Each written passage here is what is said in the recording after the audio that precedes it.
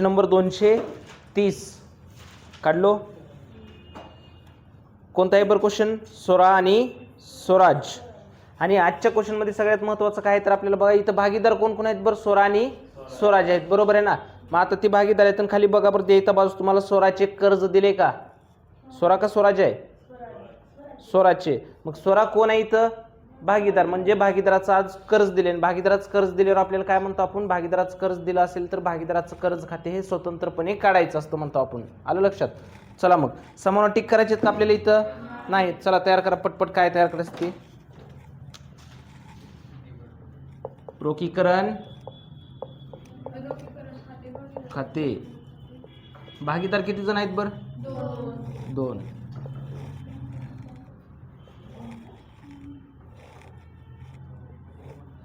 Next भागीदारांचे भांडवल खाते. दोघं आहेत तर 2च कॉलम्स, 3 असले तर 3 कॉलम्स. कालच्या क्वेश्चन मध्ये किती जण होते? 3 जण होते.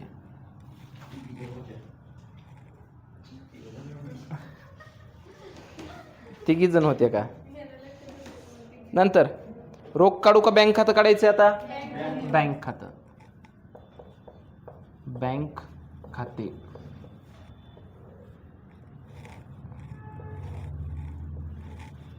नावे जमा लिहा पटपट.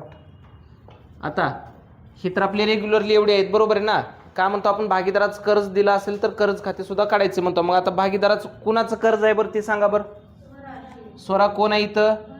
भागीदार आहे. जर समजा इथं स्वरा आणि स्वराज सोडून इतर कुठल्याही व्यक्तीच्या नावानं जर दिलं तर त्याचं कर्ज खातं काढायचं नाही. तर ती कोणती द्यायचं असते? बाह्य द्यायचं असते. दाखव मग इथं स्वराचे कर्ज खाते. स्वराचे कर्ज खाते.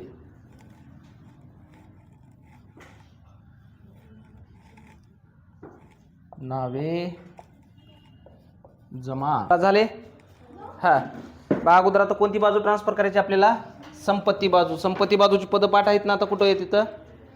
रोख किंवा बँक शिल्लक सोडून आणि नफा तोटा सोडून बाकी सगळीच पद रोखीकरणच्या नावेला आहे ते किमतीनं म्हणजे पुस्तक मूल्यावर दाखवायचे. तर पहिलं काय बोंबलावर पटशिर्या?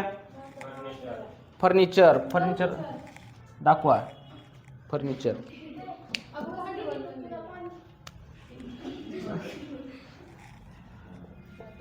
एक बाटली भेटत नाही का त्यांना? 10 रुपये खर्च करते तर असं आईस्क्रीमला पार करायला पैसे. फर्निचर किती रुपये अमाऊंट आहे बरं? 6000. हा नेक्स्ट बोंबला काय? एक स्वाधिकार. एकस्व स्वाधिकार नाही, एक स्वाधिकार. किती रुपये अमाऊंट आहे? 1200. आज बहुतेक दात जास्त घासले करते सगळेजण तुम्ही. चला नंतर नेक्स्ट. मोठ्यानं बोंबला रे. ख्याती. हा इथं आहे का म्हटलो का मी? नाही. उगाच सगळं ट्रान्सफर करायचं झप झप झप झप. ख्याती किती रुपये अमाऊंट? 2000. नेक्स्ट ऋणको. पण आजच्या क्वेश्चन मध्ये थोडं चेंज आहे का नाही इथं? हा ऋणको खाते. अगोदर मूळ रक्कम किती रुपये आहे बरं सांगा पटशिर्या? 3800. दाखवलं तिथपर्यंत. लगेच संशयित कर्ज निधीचे इफेक्ट कसं दाखवायचं बघा. आता तिथे संशयित कर्ज निधी वजा करून दिले ना, लगेच त्याचं येऊ का? ऋणको कुठं दाखवलं तर रोखीकरणच्या, लगेच संशयित कर्ज निधी त्याच्या रोखीकरणच्या जमा साईडला लगेच दाखवून टाकायचं. संबुक खाते. संबुक खाते. किती रुपये अमाऊंट बर? फक्त. अवघड आहे का हे? जर समजा वजा करून असेल तर कुठं दाखवायचं? ते रोखीकरणच्या जमा साईडला. आणि त्याची नोंद कशी होणार तर लक्ष द्यावं का इथं? रोखीकरणच्या कोणत्या साईडला आहे बरं ते?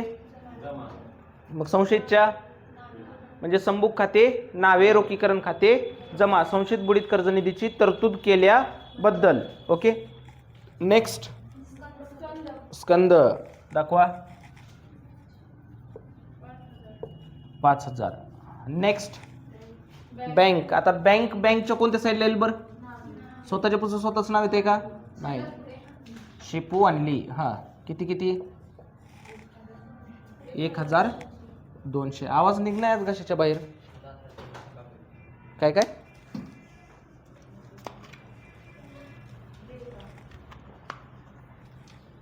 रोजकी नोंदी येतील ना? टोटल नोंदी किती होते सांगा अगोदर याच्यात? 2.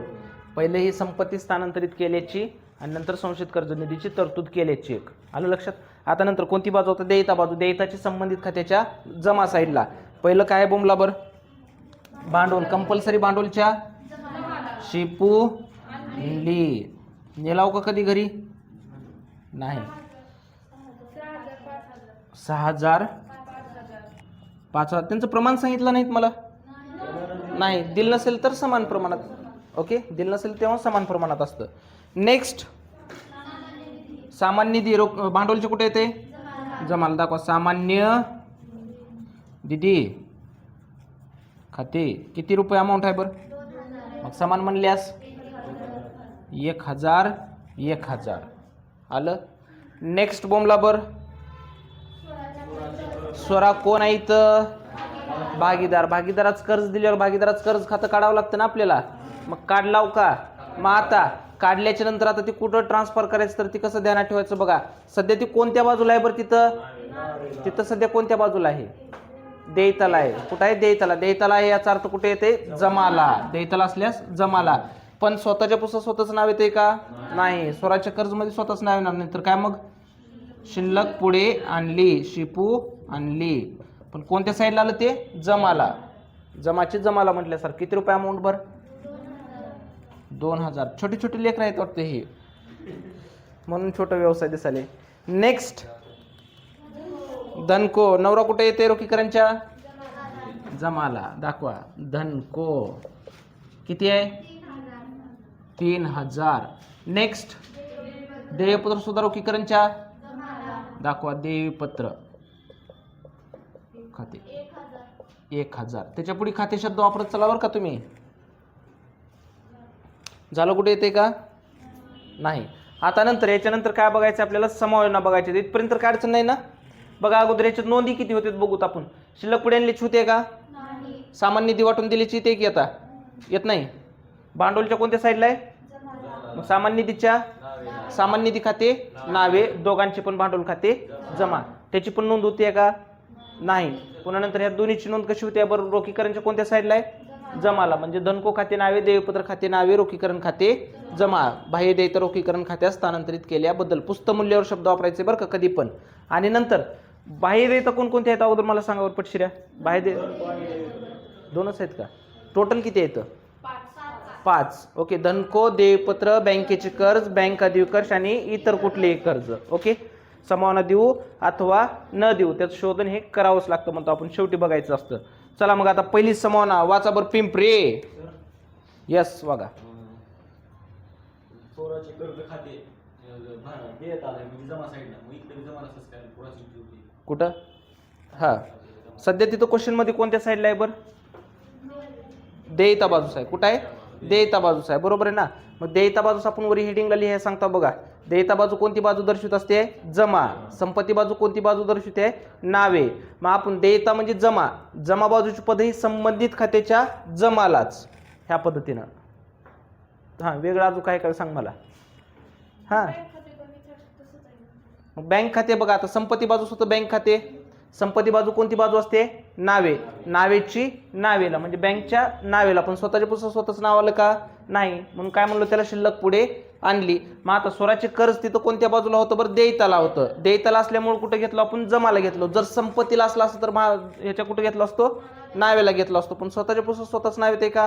नाही. त्याला शब्द काय वापरतो आपण? शिल्लक पुढे आणली. ती एकतर नावेला येईल किंवा जमाला येईल. ओके. नेक्स्ट पहिली समावना पिंपरे वाचा.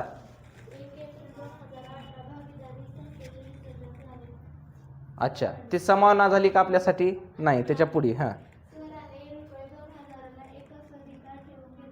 अच्छा. स्वरा दिदीनं काय ठेवून घेतल्या म्हणते?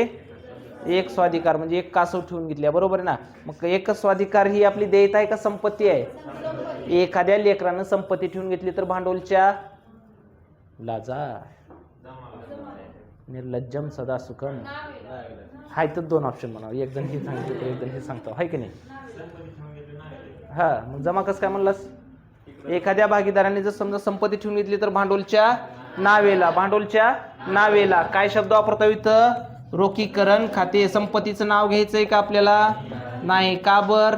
तर हे विसर्जन चालू आहे. बंद करायचं कार्यक्रम चालू आहे. पुढे व्यवसाय चालू ठेवणार असला तर संपत्तीचं नाव घेतलं असतो. कोण? थांबा थांबा, मला नाव लिहू दे रे इथं. स्वराज. कुणाच्या रकान्यात लिहू? हां, मिस स्वराजच्या रकान्यात. किती रुपये? 2000 लिहलो. मग आता पहिले इफेक्ट तर पाठ झाले होईल ना, MCQ मध्ये विचारतात हे जे टिपा लिहून दिला होते. मग आता भांडवलच्या कोणत्या साईडला आले बरं ती? काय लिहू लाव? मग रोखीकरणच्या कुठे येईल? काय लिहणार? कुणाचं? लिहा मग स्वराजचे भांडवल खाते. छान नाव आहे की नाही रे? पण बघा सुंदरसं नाव आहे. इथं कुणाचं नाव नाही ना? हां, कारण मी कधी काय कोणत्या नावावर काय बोलून सांगता येत नाही, आणि ती तुमचं नाव असेल मनाला लावून घेत बसाल पुन्हा अजून, आहे की नाही? झालं? कोणतं? त्याचं आता अगोदर समावून सगळे क्लिअर करीत चलूत आणि पुन्हा नंतर न बघायचं त्याला. ओके, चला झालं इथपर्यंत.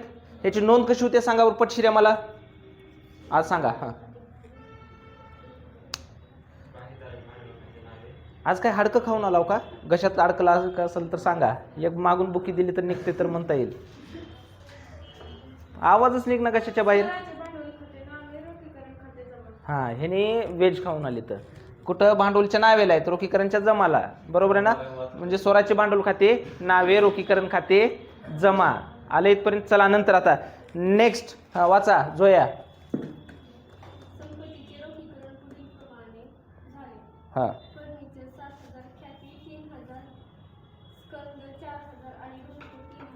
अच्छा, रोखीकरणचा अर्थ काय म्हणतो बरं आपण?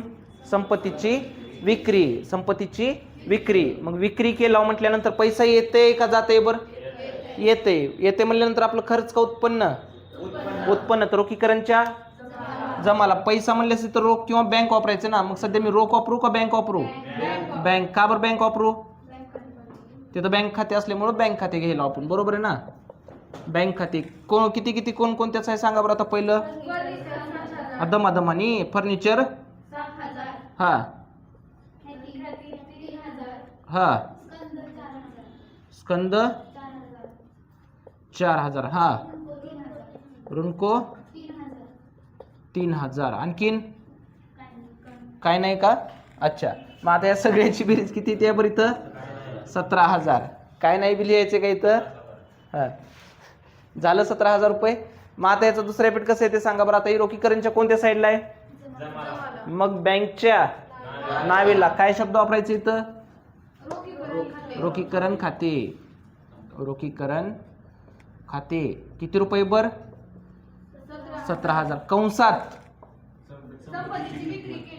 नुसतं विक्री म्हणा, ती केल्याबद्दल ती रोज नोंदींमध्ये लिहा. ओके, बद्दल तिथं वापरा नोंदींमध्ये. लिहिलो संपत्तीची विक्री. आता नंतर नेक्स्ट हिंडोळे वाच बरोबर का? धनकोचे शोधन 10% कसरीवर करण्यात आले तर इतर देयतेचे शोधन पूर्णपणे करण्यात आले. अच्छा, चला आता लक्ष द्या. आता ह्याला जरा व्यवस्थित समजून घ्यायचं का? मला एक सांगा, आता धनकोच शोधन किती टक्के कसरीवर म्हणते बरं? 10% कसरीवर. शोधन म्हणल्यास पैसा येते का जाते बरं? जाते. जाते म्हणल्यानंतर आपलं खर्च का उत्पन्न बरं?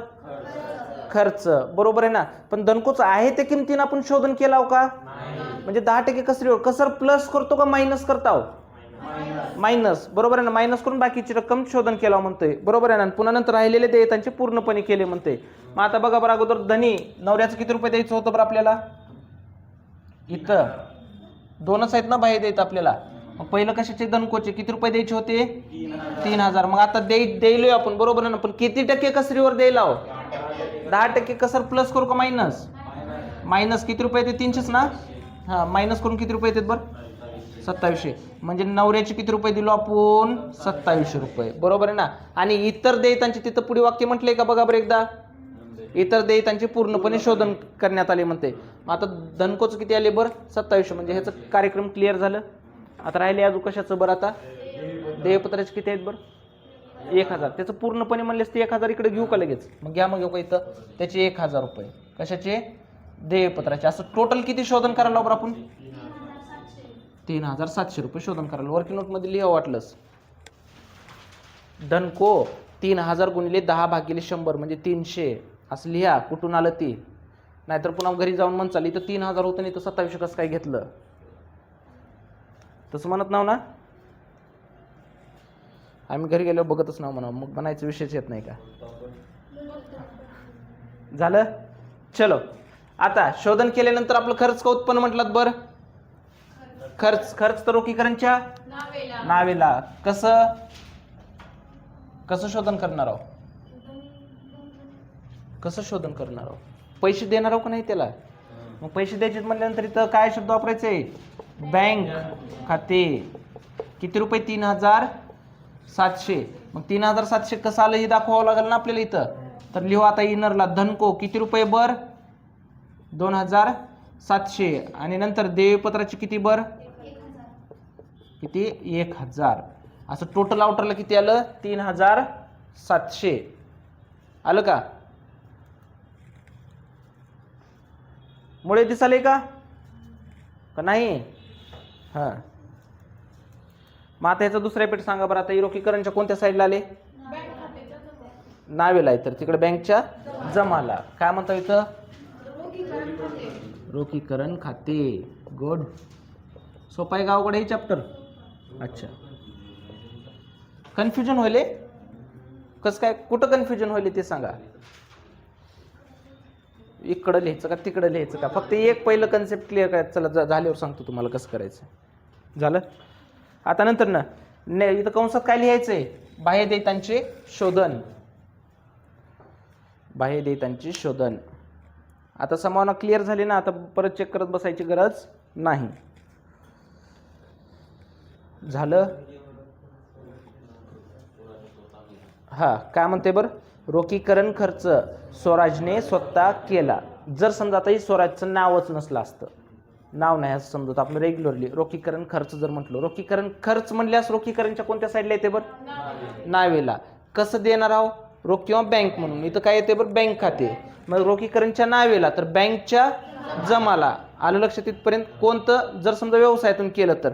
पण इथं व्यवसायातून पैसे दिलाव का नाही, इथं कोण दिले म्हणते बरं, त्या स्वराजने दिले. कोण दिले, स्वराजने दिले. मग आता इथं त्यानं जरी दिलं तरी शेवटी ते कुणाचा खर्च आहे, व्यवसायाचा खर्च आहेच ना. मग व्यवसायाचा खर्च आहे म्हणल्यास रोखीकरणच्या कुठे येईल बरं, नावेला. पण आपण सध्या पैसे द्यायला का नाही, कोण द्यायले, स्वराज. तर इथं लिहा मग स्वराजचे भांडवल खाते. स्वराजचे भांडवल खाते. जर समजा व्यवसायातून नुसतं शब्द काय म्हणतोय, नुसतं रोखीकरण खर्च जर म्हटलं असता तर इथं आपण बँक खाते वापरलो असतो. काय वापरलो असतो, बँक खाते. किती रुपये बरं, 1500. झालं. मग आता याचं दुसरा पेट सांगू शकाल की, रोखीकरणच्या कोणत्या साईडला आहे बरं, काय लिहू लाव, मग दुसरा पेट कुठं जाईल, इथं बँक लिहू लाव का मी नाही, तर भांडवलच्या जमाला. काय शब्द वापरायचे, रोखीकरण खाते. रोखीकरण खाते. किती रुपये बर, कोणाच्या रकान्यात, 1500. ज्यानं केले त्याच्या रकान्यात. आलं लक्षात. आणि जर समजा भागीदारांनी जर केलं नसतं तर इथं स्वराजच्या ठिकाणी शब्द काय आला असतं, बँक खाते. मग रोखीकरणच्या नावेला तर बँकच्या जमाला रोखीकरण खाते लिहिलं असतो. पण इथं व्यवसायातल्या बँकेतून पैसे दिलेत का आपण नाही, तर इथं कोण दिले म्हणते, स्वराजने दिले. कोण दिले, स्वराजने दिले. म्हणून त्याच्यासाठी इथं नाव कोणाचं घेतलं आपण, स्वराजचं घेतलो. आले इथपर्यंत. आता नंतर नेक्स्ट कोणती संभावना आहे का नाही. आता याच्यानंतर आपल्याला काय चेक करायचं म्हणतो, बाह्य देयतांची शोधनाची संभावना देऊ अथवा न देऊ त्याचं करावं लागते म्हणतो आपण. मग बघा बरं, अगोदर धनकोच दिलाव का, धनकोच शोधन केलो की आताच, डबल करायचंय का, देयपत्राचं पण केलो, डबल करायचंय का नाही. आणखीन कोणता आहे का देयता, बाह्य देयता नाही, म्हणजे त्यांचं झालंय. बरोबर आहे ना. मग आता याच्यानंतर काय बघायचं आपल्याला, टॅली. मग आता लक्ष द्या इकडं, पेंटोस. पहिला अगोदर छोट्या लेकराचं पटशिरी आटपून घेऊ. कोणती बाजू जास्ती ते सांगा बरं, किती ते बरं, इकडं पण किती येईल बर, वा वा वा हुशार झाला. वरी किती येईल बर, वा वा वा वा लिहलो. मग आता ह्याला नाव काय द्यायचं बघा, कर्ज होतं ना, कोणाचं आहे ते, स्वराज कोण आहे, भागीदाराचं जरी कर्ज असेल तर त्याचं पण देणं आपल्याला मिटवावं लागते ना. मग त्याला काय चिचुके देणार आहोत का आपण नाही. म्हणजे स्वराजचे भागीदाराचं कर्ज खाते क्लोज करताना आलेल्या रकमेला शिल्लकाला नाव काय द्यायचं तरी ते का, रोख किंवा बँक खाते, रोख किंवा बँक खाते. मग आज मी रोख लिहू का बँक लिहू, बँक खाते लिहिलो. मग आता स्वराजच्या कर्जच्या कोणत्या साईडला आहे बरं ते, दुसरा एपिट कुठे येईल बरं बँकच्या? काय लिहायचं? चुकू द्या, मोठ्यानं सांगा. हां बरोबर तरी येईल तरी तिथंच सांगू का ना ग. स्वराजचे कर्ज खाते किती रुपये बर? 2000.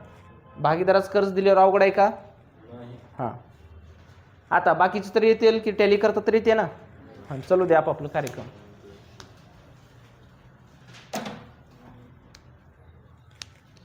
तुम्हाला 4 कन्सेप्ट क्लिअर करायचे बरं का. विसर्जन चॅप्टर जर कंप्लीट करायचं म्हणल्यास भागीदारांनी संपत्ती ठेवून घेतली, देयता ठेवून घेतली, ते एक. दुसरं संपत्तीची विक्री, देयता शोधन, ते एक ध्यानात ठेवायचंय. टॅलीची एक पद्धत आलं लक्षात. आणि चौथी पद्धत कोणती ध्यानात ठेवायची तर फक्त रोखीकरणवरूनच ध्यानात ठेवत चालायचं जे काही क्वेश्चन सॉल्व्ह करायचे. ह्याची नावेची किती आले? जमाची किती आले? कोणती बाजू जास्त आहे का? कोणती बाजू कमी आहे का? नाही. नफा निघणार आहे का? तोटा निघणार आहे का? नाही. वाटून द्यायचा विषय आहे का? नाही. चलू द्या. आता काय त्याला बळ उगच काय पण करत बसायचं का? नाही तर नाही, विषय सोडून द्यायचं. ना नफा ना तोटा असं पण क्वेश्चन येऊ शकतं. एक्झाम मध्ये जर आलं तर कन्फ्युजन मध्ये पडायचं नाही. पण ते ओळखण्यासाठी पण आपल्याला बुद्धी पाहिजे. कारण तुम्ही हातचे नको तिथले घेतला तर मग कुठलं तर वाढून येणार आहे, कुठलं तर कमी होऊनच येणार आहे. कधी कधी एक्झाम मध्ये ह्या चॅप्टर मध्ये नाही बरं का, प्रत्येक चॅप्टर मध्ये ध्यानात ठेवा. अंतिम खात्यामध्ये सुद्धा ध्यानात ठेवायचं. एकदा तर कधी तरी तुम्हाला टॅली कोली कोलच आणून सोडत असतं. म्हणजे ना नफा ना तोटा, वाटून द्यायचं काय विषयच नाही.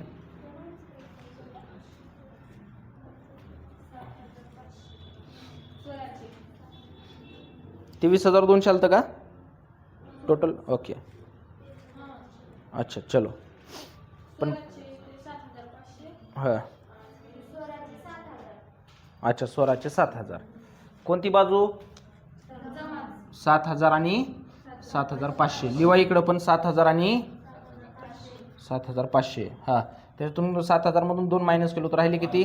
5. इथं 7,500. ह्याला नाव काय देता? शिल्लक पुढे नेली म्हणायचंय का? नाही. काय म्हणताव?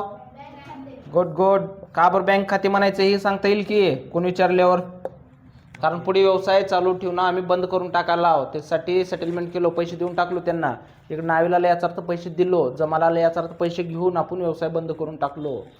आता भांडवलच्या नावीला आहे तर बँकच्या जमाला पुन्हा कुणाचा आहे? स्वराजचे भांडवल खाते आणि नंतर स्वराजचे भांडवल खाते. किती किती बर? 5,000 आणि 7,500 आलं.